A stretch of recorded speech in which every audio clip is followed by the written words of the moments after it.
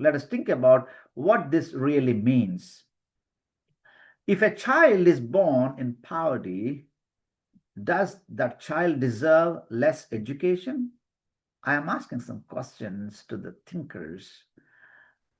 If a child comes to school hungry, should we punish that child? The midday meal program exists for one simple reason. Hunger and education cannot exist together. Let me say it again. Hunger and education cannot exist together. Even there are millions of students coming across the globe to America, a lot of students, 70 to 80% of students who are doing master's degrees at the age of 27, even at the age of 30, they survive with one meal a day. Do you know that? Do you know that? A lot of students come to United States of America. Sometimes they survive this with one meal a day. And sometimes a lot of universities, there are a lot of social agencies, non-profit organizations, they spread food on the table in the universities. They come and take food. And by the way, I'm here, I'm serving food here. And every month, 2 times in the clubhouse in our apartment, we cook food and serve. The rich people come and eat.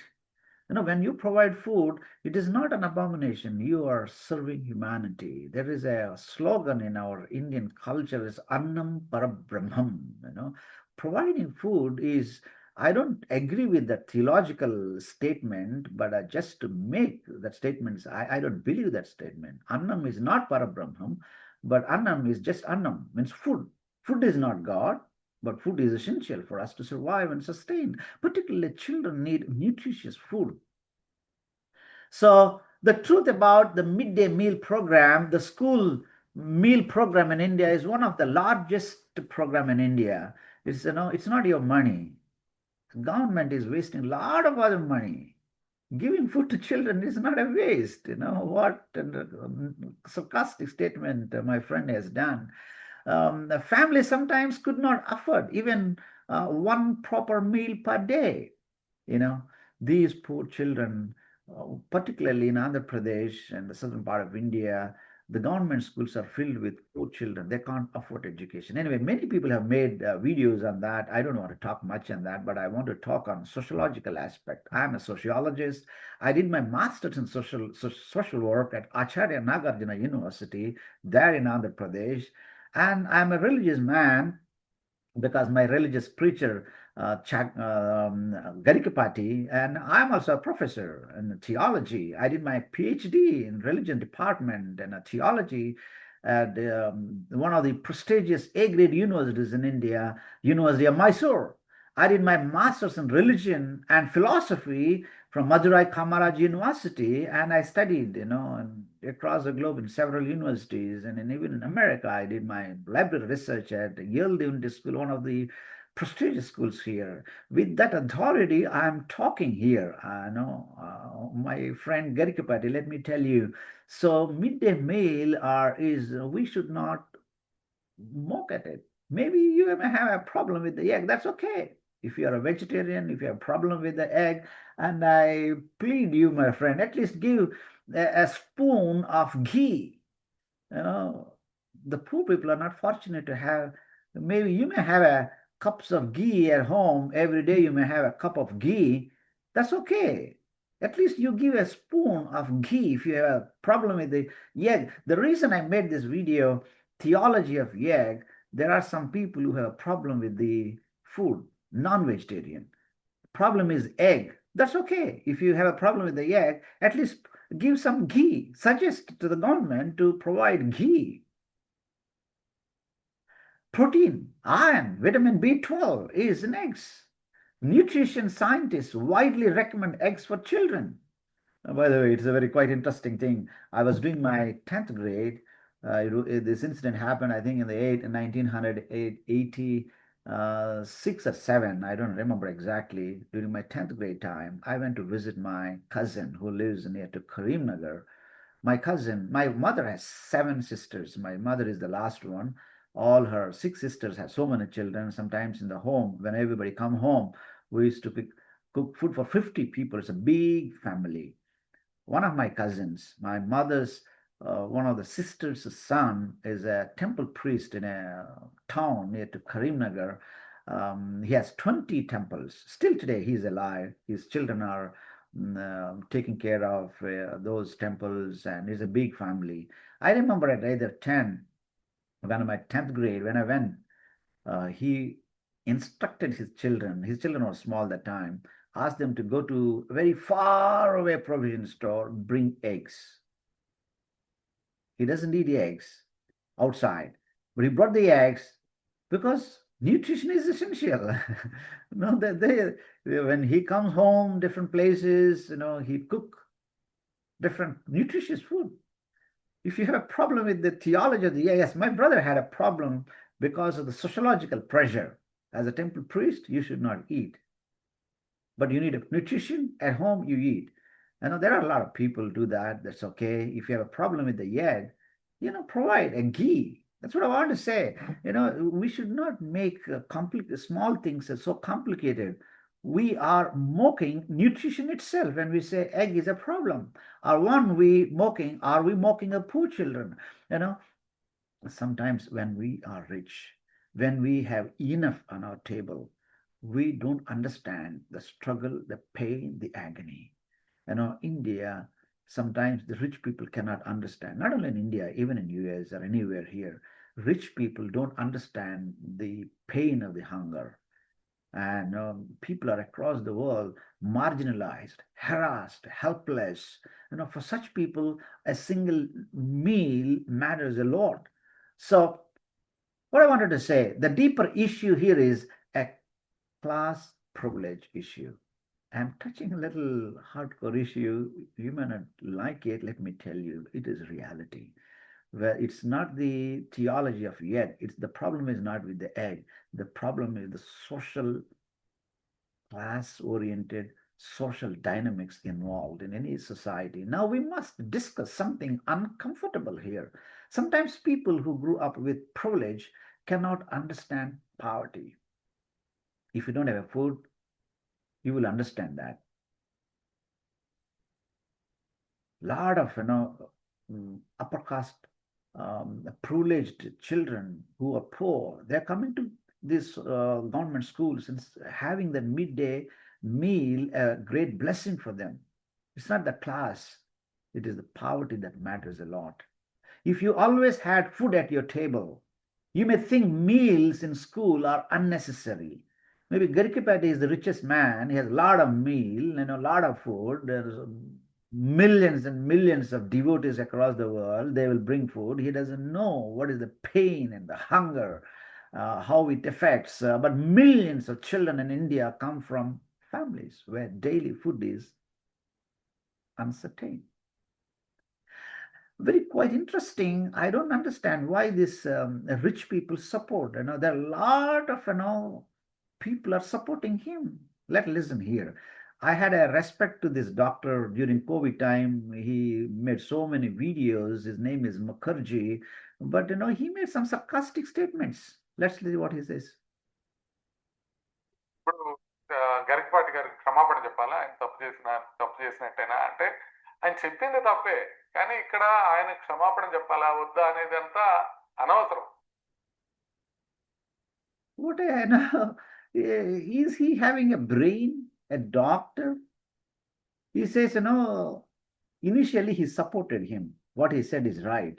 And then when a lot of people asking him, then he said, yeah, he made some kind of, research study. I was listening his video. He didn't say anything, that he is supporting him, the Garikapati, and he says, what a illogical it is.